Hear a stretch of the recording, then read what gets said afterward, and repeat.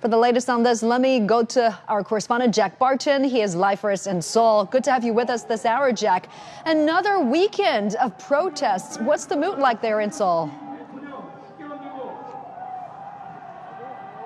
Well, at the moment, I'm on the anti-Yoon side. What we've seen over the past week is really big pro-Yoon demonstrations here, and they are still demonstrating. But today we've seen one of the first really sizable anti-Yoon demonstrations. And the mood behind me, I got to say, is sort of quite festive. It's a lot of young people here. There's drumming, there's a lot of sort of brevity, but still a sense of determination to try and push forward for the, of course, this investigation into insurrection and abuse of authority, but also for the Constitutional Court to push forward with its ruling on whether to confirm or throw out the impeachment that was ruled by the National Assembly. Now, just beyond this crowd is thousands of police officers and more riot trucks than I could count, which is keeping apart this crowd and a much larger crowd of the pro-Yoon supporters. And they are doing their best to try and block the entranceway leading up to the president's residence. It's just to the right of where I am now, and it's inside a big defense ministry compound, so it is technically on, sort of the government land in there. It is very defensible, but what we've seen over the weekend is actually some of the pro-Yoon supporters breaking through that line, trying to get in there to make a ring around the president or whatever it is they're trying to do, and the police having to forcibly eject them and carry them out. So these demonstrations going on, and they're expected to keep going on as long as President Yoon is inside that residence. Yeah, it is a pretty big rally, and people they're really embracing the cold. I mean, the arrest warrant for President Yoon is set to expire tomorrow, and the country's anti-corruption agency has urged authorities to arrest him before then. What could happen next? Well, there's lots of moving parts here. President Yoon's legal team tried to file an injunction, and that was actually thrown out by the court today. That was an injunction against the arrest warrant as well as the search warrant. And the reason that Yoon and his team say it's illegal is it is against the law in South Korea for the police to search military and security-related areas.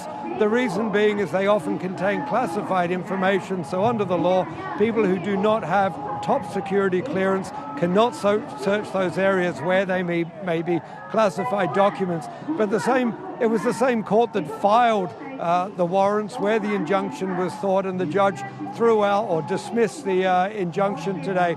So that warrant still stands, and there is the possibility that another attempt to detain Yoon to get through that heavily armed 200-strong elite presidential guard unit, who all have a special forces background, a very difficult operation if they're to pull it off.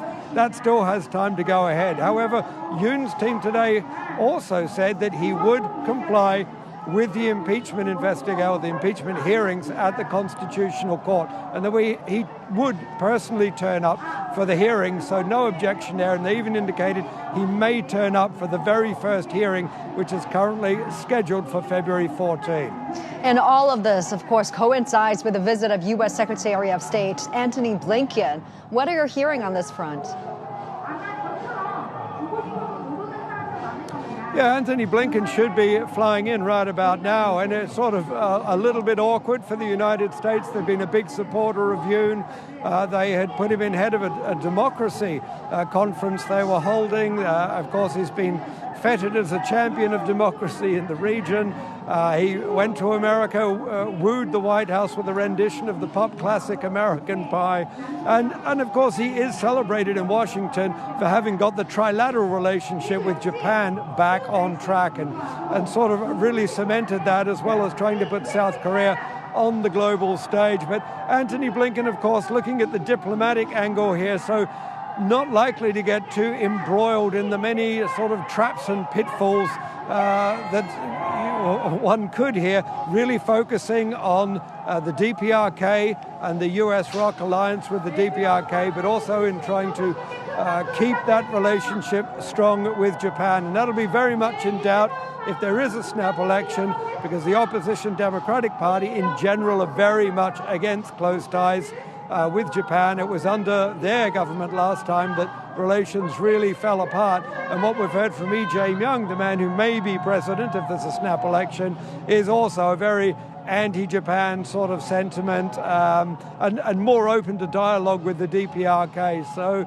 it's probably either way going to be Blinken's last trip, of course, because the Biden administration is on the way out.